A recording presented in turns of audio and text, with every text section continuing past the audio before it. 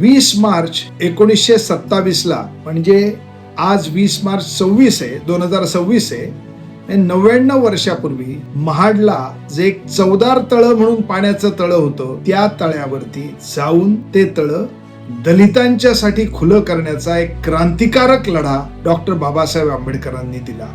आज 99 वर्ष होत आहेत. याबद्दल तिथे अनेक कार्यक्रम गेले काही दिवस चालत आहेत. ही एक अतिशय महत्वाची, एक आपल्या देशाच्या इतिहासातली एक क्रांतिकारक घटना आहे. बाबासाहेब आंबेडकरांचे जे सहकारी होते, ते सहकारीही या चळवळीमध्ये उतरलेले होते. खुद्द महाड मधले नगराध्यक्ष होते सुरबा नाना चिटणीस. ते बाबासाहेब आंबेडकरांच्या पीपल्स एज्युकेशन सोसायटीचेही उपाध्यक्ष होते. ते बाबासाहेबांच्या बरोबर त्यांच्या सर्व राजकीय कामामध्ये होते. त्यांनी हा ठराव मांडला तिथल्या नगर परिषदेमध्ये, नगरपालिकेमध्ये, की हे तळ जे आहे ते दलितांच्यासाठी मोकळं केलं पाहिजे. म्हणजे गंमत अशी होती की गुरं जाऊन तिथे पाणी पिऊ शकत होती, आणि आपल्याला माहितीये गाय ही मनुष्याची विष्ठा खाते, आणि तशी गाय जाऊन तिथे पाणी पिऊ शकत होती. पण माणसासारखा माणूस असलेल्या, त्याची जात अस्पृश्य आहे म्हणून त्यांना तिथे पाणी प्यायला मनाई होती.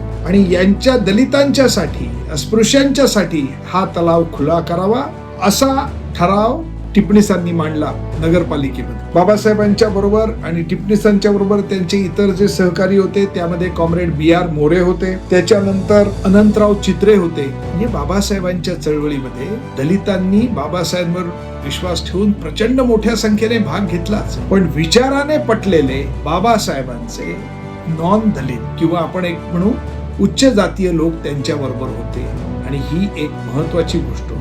गांधीजींच्या चळवळीमधनही अस्पृश्यता ही एक वाईट, चुकीची पद्धत आहे याचा जो प्रसार झालेला होता, आणि नंतर बाबासाहेबांनी देश पातळीवरती जो झंझावाती प्रचार केला, संघटन केलं लोकांचं, या सगळ्या पार्श्वभूमीवर ही एक क्रांतिकारक घटना 99 वर्षापूर्वी झाली. आणि आज आपण त्याला सलाम केला पाहिजे. आणि आपण, आमचे एक मित्र आहेत सुरेश सावंत म्हणून, त्यांनी याबद्दल एक लेख लिहिलेला आहे, आणि त्या लेखामध्ये त्यांनी अशी मागणी केलेली आहे, ती त्यांनी एकट्याची नाहीये, अनेकांची आहे, की आजही बाबासाहेबांचे जे सहकारी होते त्यांचं जे तिथे एक स्मारक बांधलेलं आहे, त्या स्मारकाचं संकुल आहे, त्याच्यात अनेक दालनं आहेत.